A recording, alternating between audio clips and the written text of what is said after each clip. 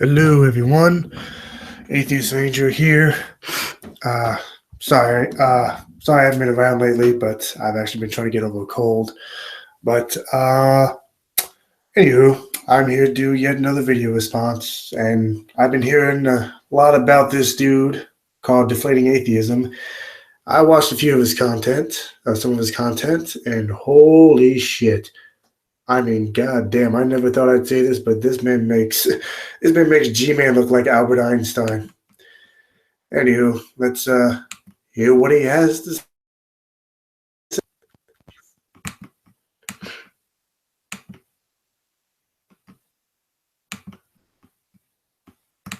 When debating with atheists, you'll find they often respond in programmed ways, and as is usually the case with programs, they can be hacked. Hence this little feature I call Hacking Atheism, wherein we explore ways we can use atheist programmed responses against themselves.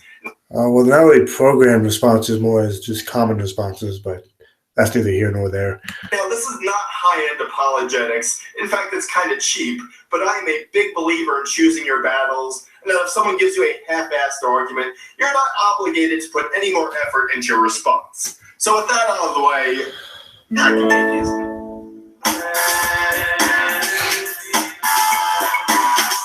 Whenever a theist provides a first cause argument, the scripted atheist objection is, but which God? According to them, it's not enough that a first cause argument proves the existence of a timeless, immaterial, necessarily existing first cause if it doesn't walk you to the doorstep of a particular religious denomination. Unless a first cause argument can furnish you with everything else you need to know about this first cause, it's invalid. Atheists also love claiming, without justification, there is no evidence for God. So you can respond to this very simply by saying, but which God? Which God is there no evidence for, and how do you know there's no evidence for this God?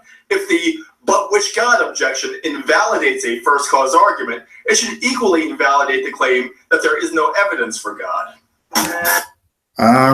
No.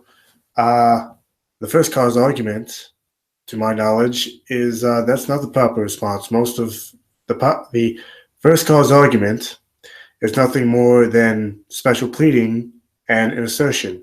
That is what we usually say about the first cause argument. And secondly, even if I were to believe that there was an unmoved mover, which, by the way, Blondie, you haven't even proven, yeah, I'm going to say which God, because you're assuming that it's your God when there's 4,200 probably be. But moving on to more stupidity.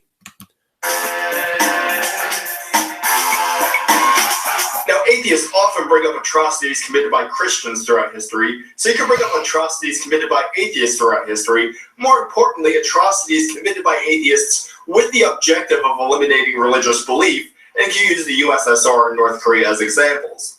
Now, the scripted atheist response is that the USSR and North Korea were never really atheists, and that in Stalinist USSR, Stalin was God, and the North Koreans have a national religion called Jewish. Of course, all atheists are experts. Okay, that is inherently not true. No one's denying the fact that the former Soviet Union and I don't know anything about North Korea, but the Soviet Union, yeah, it was atheistic. But your claim that Stalin killed in the name of atheism is absolutely 100% false. In fact, I hear it so often, I call it the Stalin lie, because that's what it is. It is a lie. Stalin killed in the name of communism. That is not my opinion. That is historical fact. He got rid of religion in Russia as some desperate attempt, and if I do may say so, disgusting attempt to gain more political power. Why don't you do yourself a favor, Blondie, and open up a fucking history book? North Korean culture. The North Koreans have a national religion called Jewish, wherein Kim Il-sung is their god.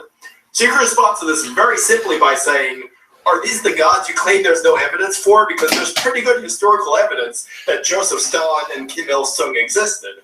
Now, if the atheist says, no, of course that's not what I mean, then they implicitly recognize that there's a difference between a transcendent God thing in the world that may be worshipped as God, defeating their entire premise that the USSR and North Korea were never really atheists. Yes, they were atheists for every purpose relevant to modern-day discussions about atheism. Okay. How to dissect that? Let's see. Oh, that's right. No, as I said 30 seconds ago, no atheist anywhere is denying the fact that the Soviet Union and North Korea is atheistic.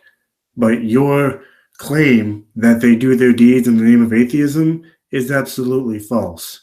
And by the way, how dumb do you think we are? I'm perfectly aware that there's a difference between human beings claiming to be a god and an actual supernatural entity. We are perfectly aware of those differences. And to what we're looking at now, no, it's not a flawless victory.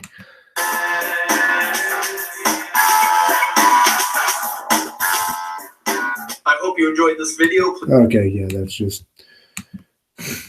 I probably should have chose a better video, but I'm very tired and want some easy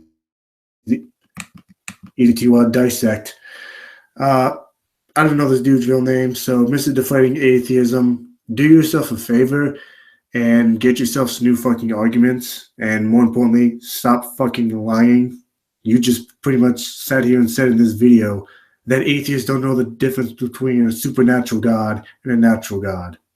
Well, not that I consider Stalin a natural God, but anyway, we stop treating us like we're idiots and get better arguments that myself, a 26-year-old autistic man with an IQ of 85, can put to bed. Anyway, this has been the Atheist Ranger. You all have a wonderful night.